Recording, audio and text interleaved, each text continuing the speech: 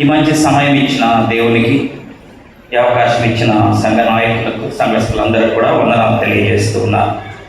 చదవబడిన వాక్య భాగంలో నుంచి ఒక వచనాన్ని చదువుకొని చిన్న ప్రార్థన చేసుకొని నాటి ధ్యానంలోని వెళదాం. హబక్కూకు గ్రంథము 3వ అధ్యాయము 2వ వచనాన్ని చదువుకొని చిన్న ప్రార్థన చేసుకున్నాం. హబక్కూకు గ్రంథం 3వ అధ్యాయము 2వ వచనం.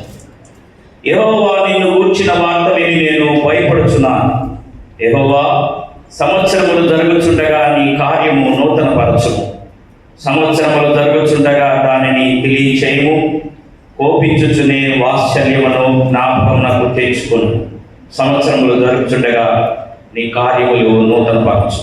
ప్రార్థన చేసుకున్నాం. పరిశుద్ధ ప్రేమమైన నీ పాదాలకు స్తుతులు స్తోత్రాలు చెల్లిస్తున్నాం. నాయన, ఇమ్మటికి చేరువచ్చిన నీ ప్రతి ప్రియబిడ్డను బట్టి వందనాలు స్తోత్రాలు. రాలేకపోతున్న వారికి మరొక మంచి తరుణం దయచేయి. వచ్చిన ప్రతి ఒక్కరితో వ్యక్తిగతంగా నాతో, మాతో, మా అందరితో మాట్లాడండి. వెనుకల చెవులను గ్రహించగల మనస్సును, ఆచరించగలిగినటువంటి మంచి జ్ఞానంతో మమ్మల్ని ముట్టమని, మీరే తోడుగా ఉండమని ఈ కొద్ది మనవులు మా ప్రభువైన యేసయ్య పరిశుద్ధ నామమున ప్రతివారి వేడుకొనుచున్నాము తండ్రి. ఆమేన్. సంవత్సరం ప్రారంభమై 26 రోజులు జరుగుతూ ఉన్నాయి. సంవత్సరం మొదటి రోజున చాలా రకరకాలైనటువంటి నిబంధనలు తీసుకొని ఉంటాం. మంచి మంచి వాగ్దానాలు తీసుకొని ఉంటాం. గొప్ప నిర్ణయాలు ప్రారంభించుంటాం. మరి ఎంతమంది 26 రోజుల తర్వాత వాటిని కొనసాగిస్తున్నారా అనేది $1 మిలియన్ క్వశ్చన్. ప్రత్యేకించి 31వ తేదీ, డిసెంబర్ 31వ తేదీ రాత్రి అందరం వాగ్దానాలు తీసుకుంటాం. మిస్ అయిన వాళ్ళు జనవరి 1వ తేదీ తీసుకుంటారు. నేను ఇక్కడ లేని కారణంగా మా పాప నా కోసం మన సంఘంలో వాగ్దానం తీసి పంపించింది. అందరూ వాగ్దానం తీసుకుని ఉంటారు. ఎంతమంది మీ జీవితాల్లో ఆ వాగ్దానం మీకు సరిపోయేటువంటి వాగ్దానం అనుకున్నారు? ఎంతమంది ఈ వాగ్దానం నాది కాదు, ఏదో తప్పుగా తీసుకున్నాను అనుకున్నారు? ఎంతమంది ఆ వాగ్దానం మీ జీవితాల్లో కొనసాగుతుంది అని నమ్ముతున్నారు? ఎంతమంది ఈ వాగ్దానం నా జీవితంలో అసలు జరగనే జరగదని అనుకుంటున్నారు? ఈ వాక్య పరిచర్య ముగించబడబోయే వరకు మనం తీసుకున్న వాగ్దానాలు, ఈ సంవత్సరంలో ఈ వాగ్దానం మన జీవితంలో జరుగుతుందా లేదా? జరగాలంటే మనం చేయాల్సినటువంటి క్రియ ఏంటి? దేవుని యొక్క కృపలో ముందుకు వెళ్ళేందుకు మన జీవితాల్లో ఈ వాగ్దానాలు ఎంతవరకు సబబుగా ఉన్నాయో చూడబోతూ ఉన్నాం. ప్రియమైన దేవుని సంగమా, ప్రతి ఒక్కరి జీవితంలో తీసుకున్న వాగ్దానం నా కొరకే అనేటువంటి నమ్మకం ఉంటుంది. అది మంచిదే. కొంతమంది ఏం చేస్తారంటే తీసుకొని సరిగ్గా మంచి వాగ్దానం రాదంటే అది వెయిటింగ్ కోడ్ తీసుకుంటారు. అది వాగ్దానం తీసుకోవడం కాదు, చిలక జోష్యం. చిలక వచ్చి ఒక తీసి పడేస్తే ఆయన చూసి ఇది కాదు ఇంకోటి తీసుకుంటామని ఇంకోటి తీస్తాడు. ఇలాగా దేవుడు మనతో మాట్లాడాలని మనం ఆశపడి, కష్టపడి, ప్రార్థించి ఆయన సన్నిధిలో మనం తీసుకున్న వాగ్దానం మన జీవితాల్లో నెరవేరబడబోతుందా లేదా అనేటువంటి ప్రశ్నకు ఈరోజు ఈ వాక్య పరిచర్య సమాధానం ఇవ్వబోతూ ఉంది. ప్రియమైన దేవుని సంగమం, ప్రతి జీవితంలో నూతనంగా మార్చబడాలనేటువంటి ఆశ ఉంటుంది. ప్రతి మతంలో ఈ మార్గం ఉంటుంది. ప్రతి విశ్వాసంలో కూడా నేను త్వరగా మారు మనసు పొందాలి, నా జీవితంలో మంచే జరగాలి, నా కుటుంబం అన్నింటిలో ముందుండాలి, నా బిడ్డలు సంతోషంగా ఉండాలి, నా బిడ్డలు మంచి స్థితిలోనికి రావాలి, నా కుటుంబం ఈ స్థానంలో ఉన్నతమైన స్థితిలో ఉండాలనేటువంటి ఆశ మీకు, నాకు, మనందరికీ ఉంటుంది. దీన్ని కార్యార్థం చేసుకునేందుకు మన ప్రయత్నం ఏమైంది? అన్ని విశ్వాసాల్లో దీని గురించి చెప్పండి. కొంతమంది నిపుణులు దొక్కుతారు, కొంతమంది ఉపవాసాలుండి 40 రోజులు దేవుణ్ణి దర్శించుకునేందుకు వెళ్తారు, కొంతమంది కొండ చుట్టూ మోకాళ్ళ పైన నడుస్తారు. మనకు అర్థం కాని విషయం ఏంటంటే, క్రైస్తవంలో మన విశ్వాసం పట్ల మనకుండేటువంటి భక్తి బహు ఎక్కువ మనం ఆలోచిస్తాం, కానీ మనకంటే బహు ఎక్కువ భక్తి చూపించే వాళ్ళు ఇతర విశ్వాసాల్లో చాలా మంది ఉన్నారు. అందరి యొక్క అల్టిమేట్ గోల్ ఏంటంటే, మా జీవితాల్లో మంచి జరగాలి, మా జీవితాల్లో మార్పు రావాలి, మా జీవితాల్లో జరుగుతున్న కార్యాలన్నీ ఆగిపోయి నూతన పరచబడాలనేటువంటి ఆలోచనతో ముందుకు వెళ్తూ ఉంటాం. ప్రియమైన దేవుని సంగమా, ఈ ఉదయకాల సమయంలో ఇలాంటి ఆశతో దేవుని సన్నిధిలోనికి వచ్చిన మన ప్రతి ఒక్కరితో, కుటుంబాలతో దేవుని వాక్యం మాట్లాడబోతూ ఉంది. మీరు చూసినటువంటి వాక్య భాగం చూసినట్లయితే, సంవత్సరములు జరుగుచుండగా నీ కార్యము నూతన పరచుము. నా జీవితంలో సంవత్సరాలు జరిగిపోతున్నాయి. నా జీవితంలో అయితే 49 సంవత్సరాలు జరిగిపోయి ఈ సంవత్సరం 50 సంవత్సరం అడుగు పెట్టాయి. చాలా మంది జీవితాలు ఇంకా ఎక్కువ జరిగిపోయి ఉంటాయి, కొంతమంది జీవితంలో తక్కువ జరిగిపోయి ఉంటాయి. సంవత్సరాలు జరుగుతూ ఉండగా నీ కార్యములు నా జీవితంలో నూతన పరచుము. దీనిలో మొదటగా మనం ధ్యానించవలసిన అంశం ఏంటంటే, నీ జీవితంలో నా జీవితంలో మనకు జరిగే కార్యాలు కాక ఆయన కార్యాలు జరగాలనేటువంటి ఆలోచించడం. మొట్టమొదటిగా మన జీవితంలో జరిగే కార్యాలు దేవుని వై ఉండాలనేటువంటి ఆలోచన ఉండాలి మనకు. ఈ మాట ఎందుకు చెప్తున్నానంటే, చాలా మంది మన జీవితంలో ఎక్కువగా జరిగే పనులన్నీ నా వల్లే జరుగుతున్నాయని అనుకుంటాం. నాకు బాగా డబ్బు ఉంది, దీనికి కారణం నా చదువు, నా ఉద్యోగం. నేను బాగా అందగాడిని, మా అమ్మ మా నాన్న అందగాడు అందగత్తెలు కాబట్టి నాకు అందం వచ్చింది. నాకు మంచి దేహదారుఢ్యం ఉంది, నేను కష్టపడి జిమ్ చేశాను కాబట్టి ఇది వచ్చింది. ఇలాంటి ఆలోచనలు మనం ముందుకు వెళ్తూ ఉంటాం. దేవుని కార్యాలు మనకు అవసరం లేదన్నటువంటి ఆలోచనలో చాలా జీవితాలు ఉంటాయి. చాలా కుటుంబాలు నామకార్థంగా దేవుని సన్నిధికి వస్తాం, కానీ దేవుడు మన జీవితంలో ఎంతో చేస్తున్నాడనేటువంటి ఆ స్పృహ మనకు ఉండకుండా జీవిస్తూ ఉంటాం. ప్రియమైన దేవుని సంగమా, ఒక గొప్ప ధనవంతుడున్నాడట. తనకు లేనటువంటి స్థితి లేదంట. తన ఇళ్లలో కావలసినటువంటి ధాన్యాగారం ఉంది, అవసరంకు మించినటువంటి ధనం ఉంది, నగలున్నాయి, మంచి మంచి బిల్డింగ్లు ఉన్నాయి, అన్నీ ఉన్నాయంట. ఒకరోజు ఇలాగే సంవత్సరాంతం రోజునో సంవత్సరపు ఆరంభం రోజునో వాటన్నిటిని చూస్తున్నాడంట. ఆయన చూసి, ఎంత డబ్బు ఉంది నా దగ్గర, ఎంత ధాన్యం ఉంది నా దగ్గర, నా డైనింగ్ టేబుల్ పైన ఎన్ని ఆహార పదార్థాలు ఉన్నాయి, ఇవన్నిటికి మించి ఎన్ని మత్తు పానీయాలు నాకు దొరుకుతూ ఉన్నాయి. వీటన్నిటిని బట్టి నేను ఎంత ధన్యుడి, ఎంత ఆశీర్వదించబడ్డవాడిని అని అనుకోకుండా ఎంత కష్టపడి ఇదంతా సంపాదించాను అనుకుంటున్నాడంట. చాలా మంది మనసులో ఉండేటువంటి మాట ఇది. ఎంత కష్టపడకపోతే ఇంత ధనము, ధాన్యము, నగలు, నట్ర నా దగ్గర వచ్చాయనుకొని ఒక మాట అనుకుంటున్నాడంట. నా ప్రాణమా, తినుము, తాగుము, సుఖించుము, ఇలాగే జీవించుము, ఇలాగే సంవత్సరాల తరబడి ఇలాగే ఉంటుంది అనుకుంటున్నాడు అతను.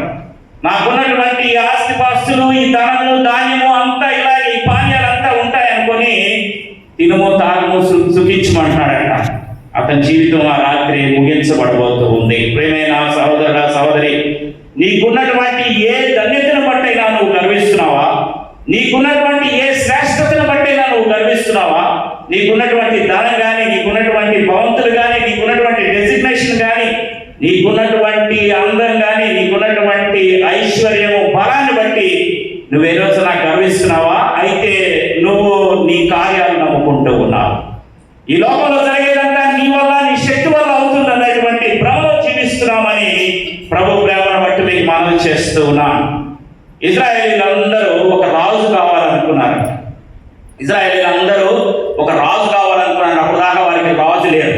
మరి ప్రవక్త వాళ్ళ దగ్గరకు వచ్చినప్పుడు మాకు ఒక మంచి రాజు కావాలనుకున్నారంట. దేవుని యొక్క చిత్తం కాదది. అయినా వీళ్ళు వాళ్ళకి ఒక రాజు కావాలనుకున్నారంట. ఎవరిని ఎన్నుకున్నారంటే, వాళ్ళ ఉన్న వాళ్ళందరిలోకి సౌలు అందగాడట. సౌలు దేహదారుఢ్యం గలవాడంట. చక్కని వాడు, దేహదారుఢ్యం గలవాడు, యుద్ధ విద్యలో నైపుణ్యం చెందినటువంటి వాడు. ఇలాంటి సౌలు ఎన్నుకున్నారంట. సౌలు ఎన్నుకుని దేవుని సన్నిధికి వెళ్తే ప్రవక్త అతన్ని అభిషేకించి రాజుగా అతన్ని అభిషిక్తుడిగా చేస్తున్నాడంట. దేవుని చిత్తం కాకపోయినా తన బిడ్డల కోసం దేవుడు సౌలుని రాజుగా నియమిస్తూ ఉన్నాడు. మరి సౌలు యొక్క ఆలోచన ఎలా ఉందో తెలుసా? ఇది నాకు దేవుని యొక్క కృప అనేటువంటి ఆలోచన లేదు సౌలు జీవితంలో. సౌలు జీవితంలో తనకున్నటువంటి ఈ స్టేటస్, ఈ రాజు అనేటువంటి స్టేటస్, ఇంతమంది వాగ్దాన జనుల్ని ఏలేటువంటి గొప్ప ధన్యత, ఎవరికి లేనటువంటి ఆధిక్యత, మొట్టమొదటి రాజు అవ్వగలిగినటువంటి స్థితి తన అందగాడు కాబట్టి, మంచి యుద్ధ శూరుడు కాబట్టి, అక్కడ ఉన్నటువంటి ఇశ్రాయేల్ అందరిలోకి తను గొప్పగా ఎంచబడినాడు కాబట్టి ఇది వచ్చిందని అనుకుంటున్నాడంట. తన జీవితంలో తను అనుకున్నటువంటి దాన్ని కార్యరూపంలో పెట్టి దేవునికి విరుద్ధమైన కార్యాలు చేస్తున్నాడంట. అందుకే ప్రవక్త సౌలు దగ్గరకు వచ్చి, దేవునికి విరుద్ధమైన కార్యాలను చేశావు కాబట్టి దేవుడు మరొకరిని రాజుగా ఎంచుకుంటున్నాడు అని చెప్తున్నాడట. సౌలు తన కార్యాలను నమ్ముకున్నాడు కాబట్టి, సౌలు తన కార్యాలను, తన దేవుని యొక్క కార్యాలను తృణీకరిస్తున్నాడు. ప్రియమైన దేవుని సంగమా, ఈ ఉదయకాల సమయంలో ఎంతమందిని మన ఇంట్లో ఉన్న ధన్యతలన్నింటినీ మన ధన్యతలు అనుకుంటూ ఉన్నాం. మనకున్నటువంటి ఆశీర్వాదాలన్నింటినీ మన ఆశీర్వాదాలు అనుకుంటున్నాం. మనం కష్టపడితే వచ్చిన కార్యాలు అనుకుంటాం. నిజమే, కష్టపడితేనే వస్తాయి. కానీ ఈ కష్టాన్ని ఆశీర్వదించే చెయ్యి పైనుంచి మన పై ఉందనేటువంటి స్పృహ ఎంతమందికి ఉంటూ ఉంది. నేను చిన్నప్పుడు మా తాత చెప్తుండేవాడు, మనకు చాలా ఆస్తుందిరా, నువ్వు ఒక్కడివి వారసుడివి, నీకేం ప్రాబ్లం లేదు, ఈ ఆస్తి అంతా మందే, ఇది నువ్వు తర్వాత అనుభవించవచ్చు, నీకు ఎలాంటి సమస్య లేదని చెప్తున్నవాడు. కానీ వితిన్ 2-3 ఇయర్స్ స్పాన్లో మా ఇంట్లో ముగ్గురు చనిపోయారు. ఆ ఆస్తి దేనికి పనికి రాకుండా అయిపోయింది. మా చదువులకు కానీ, మేము ముందుకు వెళ్ళేందుకు కానీ, మా దగ్గర ఉన్నటువంటి ఆస్తిపాస్తులు దేనికి పనికి రాకుండా అయిపోయాయి. చివరికి మా నాన్న పెన్షన్ మాకు శాంక్షన్ అయ్యేంత వరకు మేము చాలా కష్టపడాల్సి వచ్చింది. మాట ఎందుకు చెప్తున్నానంటే, ఈరోజు కుటుంబాల్లో బిడ్డలకు ఇలాంటి లేనిపోని అపోహలు కల్పిస్తున్నారు. మనకేమి ఏం పొదవలేదు, మనకు కావాల్సినంత ఉంది, నా తర్వాత 2-3 తరాలు తినొచ్చు దీన్ని, నీకు ఎలాంటి సమస్య లేదు. దీనివల్ల ఏమవుతుందంటే బిడ్డల జీవితాలు ట్రాక్ తప్పిపోతున్నాయి. బిడ్డల జీవితాలు అన్యంగా తయారవుతున్నాయి. ఈ లోకంలో ఉన్నటువంటి రకరకాలైనటువంటి దురలవాట్లకు బిడ్డలు బానిసలైపోతూ ఉన్నారు. దీనికి కారణం ఏంటంటే తల్లిదండ్రులు వాళ్ళకి ఇస్తున్నటువంటి ఫైనాన్షియల్ సపోర్ట్, తల్లిదండ్రులు వారికి ఇస్తున్నటువంటి లేనిపోని భరోసాలు. ఎంతో మంది వారి బిడ్డలే చెప్తారు, వారికి పెళ్లి చేసి పంపిస్తే బిడ్డలు ఇంట్లో ఏదైనా చిన్న సమస్య వచ్చింది అనుకోండి, ఏం పర్లేదమ్మా, నాన్నున్నాడు, అమ్ముంది, మన ఇంటికి వచ్చేసి.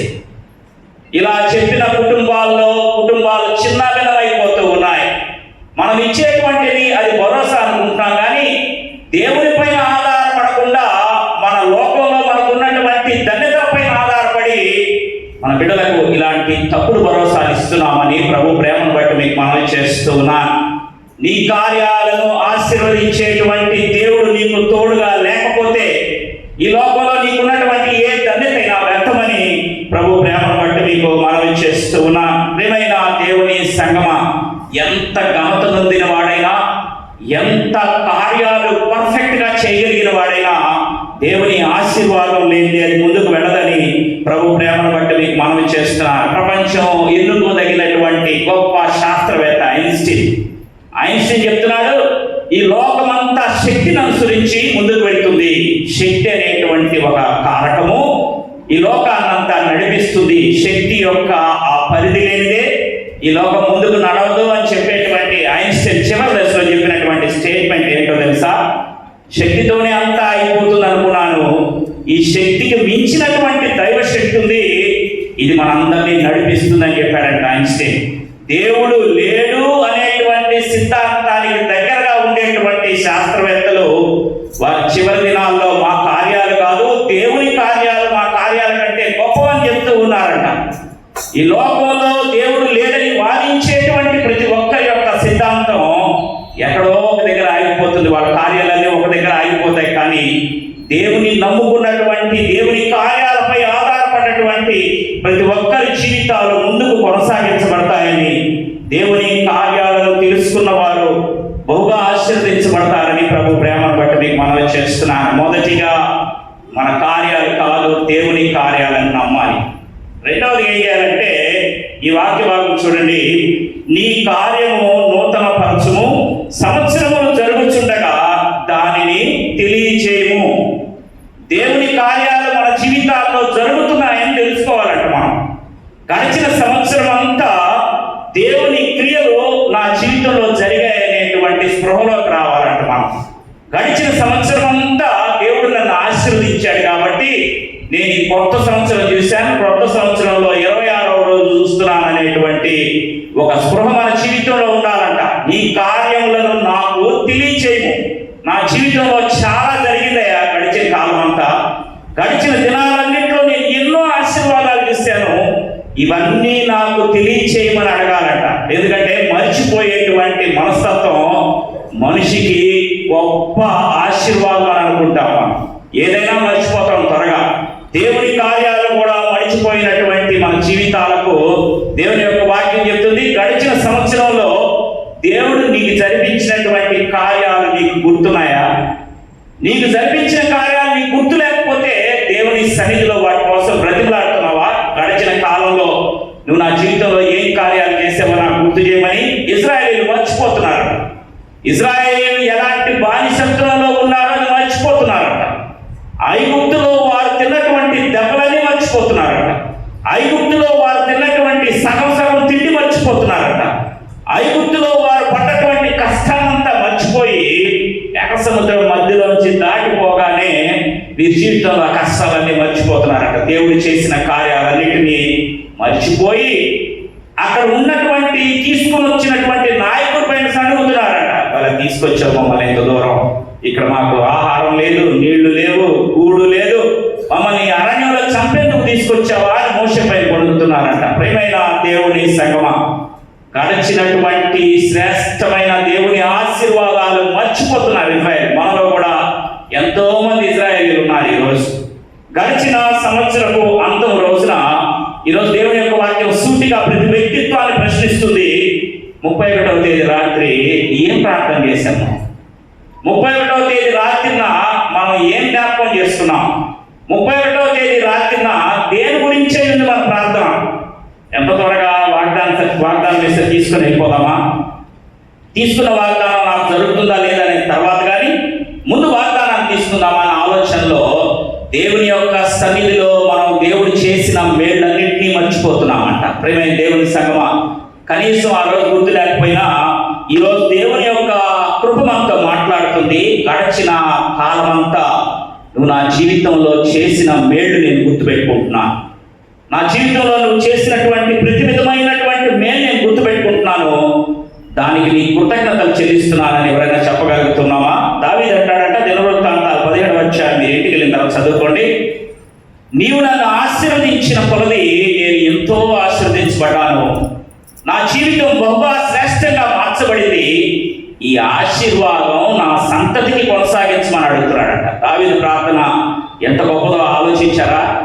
దావీదు నాకు జరిగిన ఈ మేలు, నువ్వు నా జీవితంలో చేసిన ఈ గొప్ప కార్యాలు నా బిడ్డలకు కూడా చేయమని అడుగుతున్నాడట. ఎంతమంది తల్లిదండ్రులు 31వ తేదీ కానీ 1వ తేదీ కానీ గడిచిన 25 రోజులు కానీ దేవుని సన్నిధిలో కూర్చొని నాకెన్నో మేలు చేశావు ఈ జరిగిన సంవత్సరం అంతా, ఈ చేసిన మేళ్ళన్నిటినీ నువ్వు నాకు అనుగ్రహించినందుకు వందనాలు, ఈ మేళ్ళన్నీ నా కుటుంబంలో నా బిడ్డల జీవితంలో కొనసాగించమని ఎంతమందిని అడుగుతూ ఉన్నా? ఉదయకాల సమయంలో దేవుని యొక్క వాక్యం మనల్ని ప్రశ్నిస్తూ ఉంది. ఆయన కార్యాలు కొనసాగించమని ఎంతమందిని దేవుని సన్నిధిలో ఆయనను ప్రార్థించగలుగుతూ ఉన్నాం? ఆయన ఇచ్చిన ఆశీర్వాదాలను కొనసాగించమని ఎంతమందిని దేవుని సన్నిధిలో అడగగలుగుతూ ఉన్నాం? ప్రియమైన దేవుని సంగమ, ఉదయకాల సమయంలో ఆయన మన జీవితంలో చేసిన ప్రతి క్రియను జ్ఞాపకం చేసుకోవాలంట. మనిషి మనస్తత్వం ఏంటో తెలుసా? ఏదైనా మన జీవితంలో జరిగిపోయిన దానికంటే కూడా జరగని దాని గురించి ఎక్కువ ఆలోచిస్తూ ఉంటాం. సపోజ్ మనము అనుకున్నటువంటి తిండి మన ప్లేట్లో ఉన్నా కానీ లేని దాని కోసం ఆలోచిస్తూ ఉంటామంట. ఏదైతే లేదో దాని గురించి ఆలోచిస్తామంట. ఇశ్రాయేలీయులు కూడా అంత దూరం తీసుకొచ్చిన ఆయన ఆకాశంలో నుంచి మధురమైన ఎంతో శ్రేష్టమైన రుచికరమైన ఆహారాన్ని కురిపిస్తున్నాయని చూసి దాంతో తృప్తి చెందడం లేదంట. లేనటువంటి నాన్ వెజిటేరియన్ అడుగుతున్నారట. వారికి ఇవ్వబడినటువంటి నాన్ వెజిటేరియన్ కోసం మోషేతో తగు వేసుకుంటున్నారట. అది కూడా వారికి దొరికింది. అయినా వాళ్ళు సంతృప్తి చెందడం లేదు. వారికి అర్జెంటుగా వారు చూసేందుకు వారి కంటికి ఇంపైనటువంటి దేవుడు కావాలంట. దానికోసం దేవుడిని తయారు చేసుకుంటున్నారు. ఈ మాట ఎందుకు చెప్తున్నారంటే ఈ రోజు కూడా మనలో చాలా మంది దేవుడు అనుగ్రహించిన వాటిలో తృప్తి చెందక లేని వాటి కోసం ప్రాకులాడుతూ ఉన్నాం. గడిచిన సంవత్సరం అంతా దేవుడు చేసిన మేళ్లను గుర్తించి గ్రహించి దేవునికి కృతజ్ఞతలు చెప్పడం మొదలుపెట్టి జరగని విషయాల కోసం దేవుని సన్నిధిలో దేవుణ్ణి గోజాడుతూ ఉన్నాం. దేవుని సన్నిధిలో ఆయనను ఇబ్బంది పెట్టే విధంగా మన ప్రార్థనలు ఉంటూ ఉంటారు.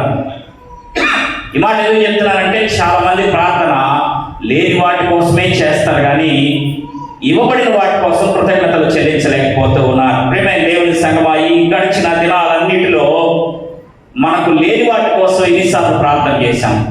ఉన్న వాటి కోసం కృతజ్ఞతలు చెల్లించకపోగా లేని వాటి కోసం, ఇవ్వబడని వాటి కోసం, ఇచ్చే విధానం లేట్ అవుతున్న వాటి కోసం ఎన్నోసార్లు దేవుని సన్నిధిలో మనం ప్రార్థన చేస్తూ ఉంటాం. ఈ ఉదయకాల సమయంలో దేవుని యొక్క వాక్యం మనల్ని ఒక గొప్ప నిరీక్షణలోనికి నడిపిస్తుంది. ముందు నీవు కలిగి ఉన్న దానికి దేవునికి కృతజ్ఞతలు చెల్లించు. నువ్వు కోరుకుంటున్న ప్రతి ఒక్క ఆశీర్వాదపు ఇవి నీకు వచ్చి చేరుతుందని ప్రభు ప్రేమను బట్టి నీకు మనవి చేస్తూ ఉన్నా. గడిచిన సంవత్సరంలో చాలా కుటుంబాల్లో వాళ్ళ ప్రియులను కోల్పోయి ఉండొచ్చు. కానీ ఆ కోల్పోయినటువంటి లోటు కంటే ఎక్కువగా దేవుడు మిమ్మల్ని ఆశీర్వదిస్తాడు. ఈ నమ్మకం ఉన్న వాళ్ళు ఈ సంవత్సరాంతము అయిపోయిన దినాల్లో, సంవత్సర ఆరంభ దినాల్లో దేవునికి కృతజ్ఞతలు చెల్లిస్తూ ఉన్నారా? మరి నా ఇంట్లో మనిషి లేకపోతే కృతజ్ఞతలు చెల్లించడం ఏందని అనుకుంటారేమో. దేవుని యొక్క నిరీక్షణ ఎలా ఉంటుందో తెలుసా? ఆయన ఆశీర్వదించేటటువంటి నిరీక్షణ, నువ్వు నీ ప్రియులను కోల్పోయినా వారి లోటు నీకు తెలియకుండా దేవుడు నిన్ను ముందుకు తీసుకుని వెళ్ళబోతూ ఉన్నాడు. వారి లోటు గడిచిన సంవత్సరంలో వాళ్ళు ఉన్నటువంటి స్థితిలో నువ్వు ఏ విధంగా ఉన్నావో, నీవు నిజంగా దేవుని పైన ఆధారపడితే వారు లేని సమయంలో కూడా దేవుడు నిన్ను అంతే కంఫర్టబుల్గా ఉంచుతాడట. నీ ప్రియులు నీతో లేకపోయినా వారు దేవుడి సన్నిధి చేరినా, వారు ఉన్నప్పుడు ఉన్నటువంటి కంఫర్ట్ నీకు ఏ విధంగా ఉండేదో, ఈరోజు వారు లేకపోయినా కానీ ఆ కంఫర్ట్ ఆయన నీకు ఇస్తాడంట. నీతో ఎడబాసినా లేదా నేను వదిలి దేవుడి సన్నిధికి చేరినా వారందరితో ఉండేటువంటి ఆ సఖ్యత, వారితో ఉండేటువంటి ఆ కంఫర్ట్ దేవుడు నీకు అనుగ్రహిస్తాడని ప్రభు ప్రేమను బట్టి మీకు మనవి చేస్తున్నా. దీనికి మనం చేయవలసిన పని, జరిగిన ప్రతి కార్యానికి కూడా దేవునికి కృతజ్ఞతాస్తుతులు చెల్లించడం. మీరు ఏదైనా ఇది ప్రాక్టీస్ చేశారా? గడిచిన దినాలన్నింటిలో దేవుడు నాకు చేసిన మేళ్ళన్నీ ఇవి అని ఏదైనా మీరు లిస్ట్ అవుట్ చేసుకున్నారా?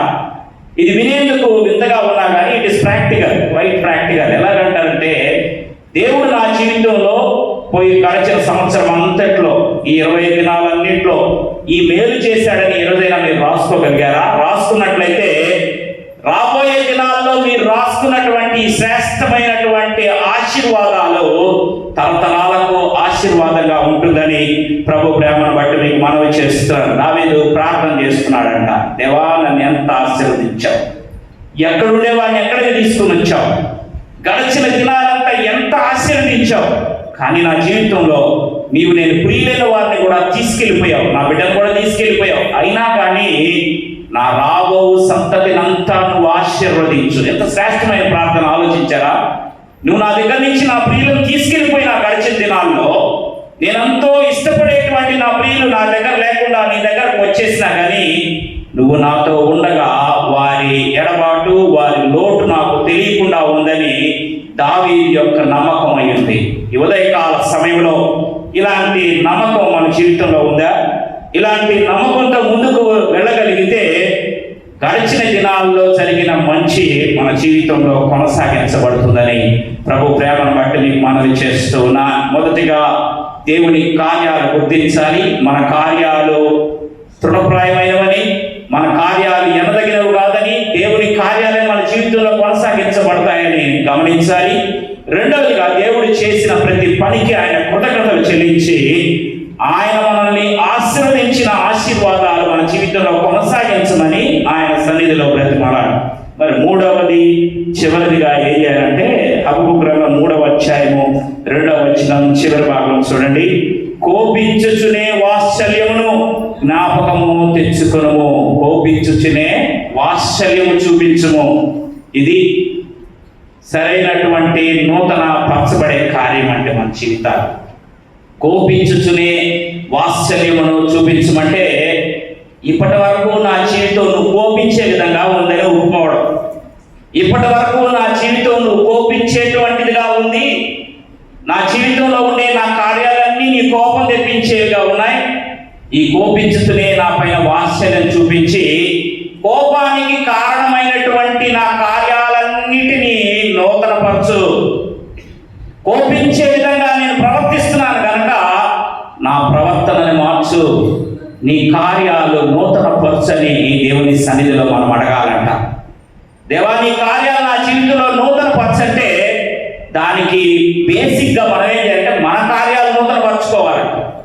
మనం చేసేటువంటి క్రియలన్నింటినీ నూతన పరచుకుంటే, మన జీవితంలో ఉన్నటువంటి ఆలోచనలన్నింటినీ నూతన పరచుకుంటే, మన జీవితంలో ఉన్నటువంటి పాపపు ఆలోచనలన్నింటినీ వదిలిపెట్టి నూతన పరచుకుంటే దేవుడు మన జీవితంలో గొప్ప కార్యాలు చేస్తాడంట. దేవుని యొక్క వాక్యం చెప్తుంది, నీలో చాలా ఆలోచనలు ఉన్నాయి నూతన పరచబడాలని, నీలో చాలా ఆలోచనలు ఉన్నాయి మంచిగా జీవించాలని, కానీ నువ్వు జీవించలేకపోతున్నావు. కారణం ఏంటంటే నీకున్నటువంటి ఈ యొక్క హృదయము పాత రోత హృదయంగానే మిగిలిపోతుందంట. దేవుని వాక్యం చెబుతుంది, పాత తిత్తులలో క్రొత్త ద్రాక్షారసం పోయకండి. పాత తిత్తులలో క్రొత్త ద్రాక్షారసం పోసినట్లయితే ఆ తిత్తులు పగిలిపోయి ద్రాక్షారసం బయటకు వచ్చేస్తుందంట.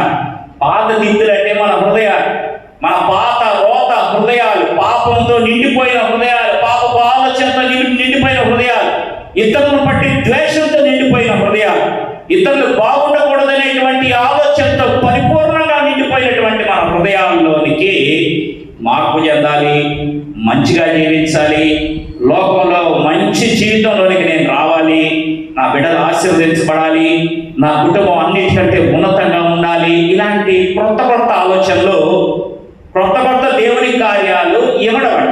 మన ఆలోచనలు మంచివే, కానీ మన హృదయం వాటిని తీసుకునేటువంటి ఆ స్ట్రెంగ్త్ ఆ హృదయానికి లేదంట. ఈ పాత పాప తిత్తి అయినటువంటి హృదయంలోనికి నూతనమైన దేవుని కార్యాలను మనము ఆహ్వానించుకోవాలంటే ఈ హృదయం దాన్ని తట్టుకునేటువంటి శక్తి లేదు కనుక దేవుని సన్నిధిలో దానిని మార్చుకునేటువంటి పని చేయాలని ప్రభు ప్రేమను బట్టి మీకు మనవి చేస్తున్నా. దేవుని కార్యాలు మన జీవితంలో నూతనపరచబడాలంటే ముందు మన కార్యాలు నూతనపరచబడాలి, మన ఆలోచనలు నూతనపరచబడాలి, మన క్రియలు నూతనపరచబడాలి, మనకు ఉన్నటువంటి విశ్లేషణ మారిపోవాలి.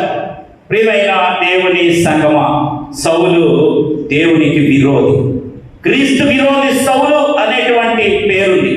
క్రీస్తు విరోధి సౌలు దేవునికి కోపం రేపేటువంటి పనులే చేస్తున్నాడట.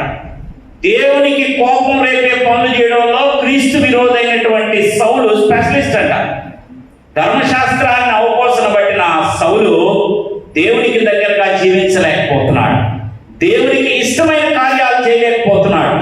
దేవునికి ఇష్టమైనటువంటి కార్యాలు చేయలేక తను ఒక డాక్టరీని రాసేసుకొని ఇది క్రీస్తు విరోధమైన డాక్టరీని అని కూడా అతనికి అర్థం కాక తన మార్గంలో తను వెళ్ళిపోతున్నాడట. క్రీస్తుని ప్రేమించే వారిని కొడుతున్నాడు, క్రీస్తుని అనుసరించే వారిని చంపుతున్నాడు. క్రీస్తు విరోధిగా ఉన్న సౌలుని దేవుడు కోపించుచునే వాత్సల్యం చూపిస్తున్నాడంట. కోపించుచునే సౌలు పైన వాత్సల్యం చూపించి అతనికి శారీరక ఆత్మీయ అంధకారాన్ని కలుగజేసి తనను తాను నచ్చలు చేసుకునేటువంటి అవకాశం ఇస్తున్నాడంట. తనను తాను సంధించుకొని, తనను తాను పరిశీలన చేసుకుని, తన కార్యాలన్నింటినీ ఒకసారి వెనక్కి తిరిగి చూసుకునేటువంటి అవకాశం ఇస్తున్నాడంట దేవుడు సౌలుకి. సౌలు తన ఆత్మావలోకనంలో పరిశీలన చేసుకొని తన ఆత్మీయ అంధత్వంలో, తన శారీరక అంధత్వంలో దేవునికి విరుద్ధమైన కార్యాలన్నింటినీ బేరీ చేసుకొని సౌలు తన జీవితాన్ని మార్చుకొని పౌలుగా మార్చబడుతున్నాడు. ప్రియమైన దేవుని సంగమా, ఈ ఉదయకాల సమయంలో ఒక మంచి నిర్ణయం మనం తీసుకోవాలి. మొదటగా, నాలో చాలా దేవునికి వ్యతిరేకమైన కార్యాలు, దేవునికి వ్యతిరేకమైనటువంటి క్రియలు నేను చేస్తున్నాను, నా ఆలోచనలు దేవునికి కోపం రేపుతున్నాయి అనేటువంటి ఆ స్పృహ మనకు కలగాలంట. కలిగిన తర్వాత దేవుడు మనకి ఇచ్చినటువంటి శ్రేష్టమైనటువంటి ఆ సమయంలోనికి, దేవుడు మనకి ఇచ్చేటువంటి ఆ శ్రేష్టమైన ధన్యతలో వాటన్నిటిని ఏకరం పెట్టుకొని, వాటన్నిటిని ఆయన సన్నిధిలో పెట్టుకొని మన జీవితాలను మార్చుకునేటువంటి స్థితిలోనికి రావాలంట. మన కార్యాలను నూతన పరుచుకోవడం అంటే ఇది. మనందరం దేవుని సన్నిధిలో ప్రత్యేకంగా ఈ వచనాన్ని చదువుకొని నీ కార్యాలు నూతనపరచు, నీ కార్యాలు నూతనపరచని అనుకుంటాం, పాడుకుంటాం. కానీ మొదట మనం చెప్పుకోవాల్సిన మాట ఏంటంటే, నీ కార్యాలు నూతనపరచబడాలంటే ముందు నా కార్యాలు నేను నూతనపరచుకోబోతున్నాను, నా కార్యాలు నేను మార్చుకోబోతున్నాను, నా ఆలోచన విధానాన్ని నేను మార్చుకోబోతున్నాను. నా పాపాన్ని వదిలిపెట్టి నీవు మాత్రమే నాకు గొప్ప ఆశ్రయం అని అనుకోబోతున్నాను. రూతు జీవితాన్ని మీరు ఎవరైనా గమనించారా?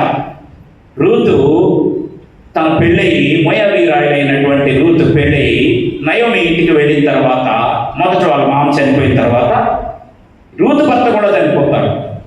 రూతుతో పాటు ఉన్నటువంటి తోడుకోడల్ని, రూతుని, ఓర్పాని రూతుని మీ ఇంటికి వెళ్ళిపోమని నయోమి చెప్తుంది. చెప్పిన తర్వాత మొదట ఆమె వెళ్ళిపోతుంది, రూతు వెళ్ళిపోకుండా ఆగిపోతుంది.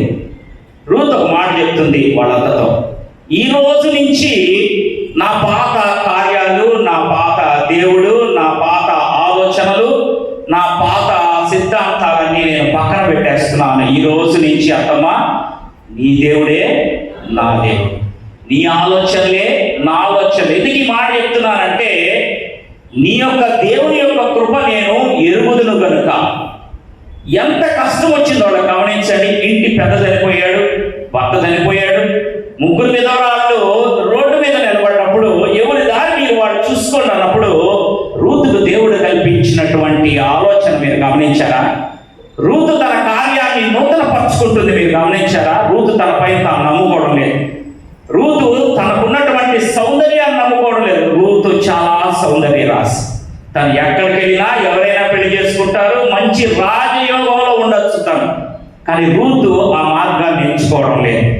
రూతు అనుకుంటుంది, ఇవన్నీ పక్కన పెట్టి నాకున్నటువంటి ధన్యతలు కాదు కానీ, నాకున్న సౌందర్యం కాదు కానీ, నాకున్న వాక్చాతుర్యం కాదు కానీ, నాకున్న తెలివితేటలు కాదు కానీ, మా అత్త దేవుడు నిజమైన దేవుడు కనుక ఆయన నన్ను నడిపిస్తాడనేటువంటి నమ్మకం నాకుంది అనేటువంటి ఒక గొప్ప నిరీక్షణలోకి వస్తుంది రూతు. రాబోతున్నటువంటి దేవుని కార్యాలను రూతు తన కార్యాలు మార్చుకొని ఎదురు చూస్తూ ఉంది. దేవుడు చేసేటువంటి నూతనమైన కార్యాలు తన జీవితంలో జరుగుతాయని రూతు ముందే కన్ఫర్మ్ అయిపోతూ ఉంది, నిశ్చయతకు వచ్చేస్తుంది. నా అత్త దేవుడు నా దేవుడు, ఆ దేవుడు గొప్ప దేవుడు, నిజమైన దేవుడు కనుక ఆయన నా జీవితంలో గొప్ప కార్యాలు జరిపిస్తాడనేటువంటి ఆలోచనలోనికి రూతు ముందుకు నడిపించబడుతూ ఉంది. ప్రియమైన సహోదరుడా సహోదరి, ఉదయకాల సమయంలో రూతుకున్నటువంటి నిరీక్షణ నీకుందా? ఆ రోజు ఈ నిర్ణయం తీసుకున్నప్పుడు రూతుకి ఎలాంటి ఆధారం లేదు, ముందు కూడా ఏం కనబడట్లేదు. కూడల్లో నిలబడుకొని రోడ్డు మీద ఉన్నటువంటి ఆ ముగ్గురు విధవరాళ్ళలో ఒకరేమో ఒక వారి దారి వాడు చూసేసుకున్నారు. మరి రెండవ విధవరాలైనటువంటి వృద్ధురాలైన విధవరాలని తను వదిలివేయకుండా రూతు తన అత్తతో పాటు తన బాధ్యతలు తీసుకుంటూ తన కార్యాలను నూతన పరుచుకుంటూ, ఈ మాటను బాగా జ్ఞాపకం చేసుకోండి, హృదయాల్లో రాసుకోండి. దేవుని కార్యాలు మనకు నూతన పరచబడాలంటే మన కార్యాలు ముందు నూతన పరచబడాలి. రూతు తన కార్యాన్ని నూతన పరుచుకుంటూ ఉంది. నిజమైన దేవుడు అనుగ్రహించేటువంటి శ్రేష్టమైన ధన్యతలో ముందుకు వెళ్లేందుకు స్థిరపడుతూ ఉంది. ప్రియమైన సహోదరుడు సహోదరి, ఏదైనా నిర్ణయం తీసుకునేటువంటి కూడల్లో నిలబడుకొని ఉన్నామే. ఏదైనా క్రాస్ రోడ్స్ లో నిలబడి ఏ వైపుకు వెళ్ళాలి, ఈ వైపుకు వెళ్ళాలా, ఈ వైపుకు వెళ్ళాలా, వెనకకు వెళ్ళాలా, ముందుకు వెళ్ళాలా అనేటువంటి ఆలోచనలో నువ్వు ఉన్నావేమో. రూతుని పోలి నీ పరిస్థితి ఉందేమో. ఎలాంటి స్థితిలో నేనున్నాను, ఏం చేయాలి, దేవుని యొక్క కార్యాలు నాకు జరగాలని ఆశపడుతున్నాను. అలా ఆశపడుతున్నప్పుడు దేవుని సన్నిధిలో నువ్వు వ్యక్తిగతంగా ప్రార్థించి నీ కార్యాన్ని ఆయన సన్నిధిలో అప్పగించుకోవాలంట. ఆయనకి నీ కార్యాలను సరెండర్ చేసుకుంటే, ఆయనకు నీ నిర్ణయాలను సరెండర్ చేసుకుంటే, నా నిర్ణయం ఇదైంది, నీకు సరైతే అనుగ్రహించు, లేదా ఇది కాకపోయినా నువ్వు నా జీవితంలో మంచి చేస్తావు అనేటువంటి నిరీక్షణలో ఉండాలంట. తీసుకెళ్ళి అగ్నిగుణంలో పడేసేందుకు వాడు ముగ్గురిని రెడీగా పెట్టున్నారు. వాళ్ళు అంటున్నటువంటి మాట ఏంటో తెలుసా? దీంట్లో నుంచి బయటకు తీసుకుని రాగలిగినటువంటి సమర్థుడు నా దేవుడు. ఒకవేళ తీసుకుని రాకపోయినా సరే, నిర్ణయం తీసుకోవాలని ఆశపడుతున్న ప్రతి వ్యక్తిగత జీవితం ఈ మాట మాట్లాడుతూ ఉంది. ఈ నూతన సంవత్సరంలో నూతనమైనటువంటి నిర్ణయాలు తీసుకుని నూతనమైనటువంటి కార్యాలు తలపెట్టేందుకు సిద్ధపడుతున్న మనందరితో, అది వివాహం కావచ్చు, విద్య కావచ్చు, ఉద్యోగం కావచ్చు, నూతనమైన గృహాన్ని నిర్మించుకోవడం కావచ్చు, నీ ఆరోగ్యానికి సంబంధించినటువంటి నిర్ణయం కావచ్చు. ఆ నిర్ణయం ఏదైనా కానీ దేవుని సన్నిధిలో ఆయన యొక్క కృప కోసం ఎదురు చూడాలట. దేవుడు నాకు మేలు చేస్తాడు, ఇది దేవునికి అంగీకార యోగ్యము అనేటువంటి నిరీక్షణ మనలో ఉండాలంట. నేను చదువు చదవాలనుకుంటున్నాను, ఇది దేవునికి ఇష్టమో కాదో ఆయన చిత్తం. నేను పలాని వివాహానికి ముందుకు వెళ్ళబోతూ ఉన్నాను, ఇది దేవుని చిత్తమో కాదో ఆయన ఇష్టం. ఆయన చిత్తం నా జీవితంలో నెరవేరాలి. ఈరోజు నాకు ఉన్నటువంటి ఈ ఉద్యోగాన్ని దాటి నేను ముందుకు వెళ్ళాలనుకుంటున్నాను, దేవుని చిత్తము అవునో కాదో ఆయన ఇష్టం. ఇలా ప్రార్థన మనం చేయగలిగిన రోజున దేవుడు మనకు ఆశీర్వాదం అనుగ్రహిస్తాడంట. కోపించుచునే వాత్సల్యం ప్రదర్శించడం అంటే అదే. దేవుడు మన కార్యాలన్నింటిని చూసి కోపిస్తూ, ఎవరు పర్ఫెక్ట్ కాదు కనుక నీ కార్యాలు, నా కార్యాలు, మనందరి కార్యాలు చూస్తూ దేవుడు మనల్ని కోపిస్తూ ఆయన కనికరమైన హృదయంతో మన పైన వాత్సల్యం చూపిస్తారంట. లేకపోతే దావీదు చేసిన పాపానికి దావీదు ఎప్పుడు నశించిపోవాలి. మోషే చేసినటువంటి పనికి మోషే ఎప్పుడు వెనక్కి తరమేయబడాలి. సౌలు చేసిన కార్యాలన్నింటిని బట్టి దేవుడు సౌలుని పౌలుగా మార్చకూడదు. పేతురు చెప్పినటువంటి పనులను బట్టి, ఆయన చెప్పిన అబద్ధాన్ని బట్టి మరలా ఆయన పైన దేవుని సంఘం కట్టకూడదు. కానీ దేవుడు ఒక కృపామయుడు కనుక, ప్రేమపూర్ణుడు కనుక మనం ఎంత పాపులమైనా ఆయన సన్నిధిలో మనం తిరిగి బ్రతిమలాడుకున్న ప్రతిసారి ఆయన కనికరం యొక్క పరిధి ఇంకా విస్తరించబడుతూ ఉందంట. ఇంతకంటే దేవుడు మనల్ని కనికరించడు అనుకున్న ప్రతిసారి దేవుడు ఇంకా కనికరిస్తానని ముందుకు వస్తాడంట. ప్రియమైన సహోదరుడ సహోదరి, ఉదయకాల సమయంలో ఈ నూతనమైన సంవత్సరపు దినాల్లో దేవుడు నా జీవితంలో నూతనమైన కార్యాలు జరిగించాలి అని అనుకుంటున్న మనం, దేవుడు నా జీవితంలో నూతనమైన కార్యాలతో నన్ను ముందుకు తీసుకుని వెళ్ళాలి అని అనుకుంటున్న మనం చేయవలసినటువంటి శ్రేష్టమైనటువంటి ప్రార్థన, నా జీవితంలో కార్యాల వరకు నేను నా కార్యాలు మార్చుకుంటున్నాను. ఒకవేళ నేను ఆశించిన కార్యాలు జరగకపోయినా కానీ నిన్ను వదిలిపెట్టను అనేటువంటి ప్రార్థన చేయాలంట. హబక్కూకు గ్రంథం 3వ అధ్యాయం 17, 18, 19 వచనాలు చూడండి. అంజూరపు చెట్లు పూయకుండినను, ద్రాక్ష చెట్లు ఫలింపకపోయినను, ఒలీవ చెట్లు కాపులేక ఉండినను, చేనిలోని పైరు పంటకి రాకపోయినను, గొర్రెలు తొట్టిలో లేకపోయినను, సాలలో పశువులు లేకపోయినను, నేను యెహోవా యందు ఆనందించెదను. నూతన సంవత్సరానికి మనకు అందరికీ ఇవ్వబడుతున్న వాగ్దానం ఇదే. It is a common promise.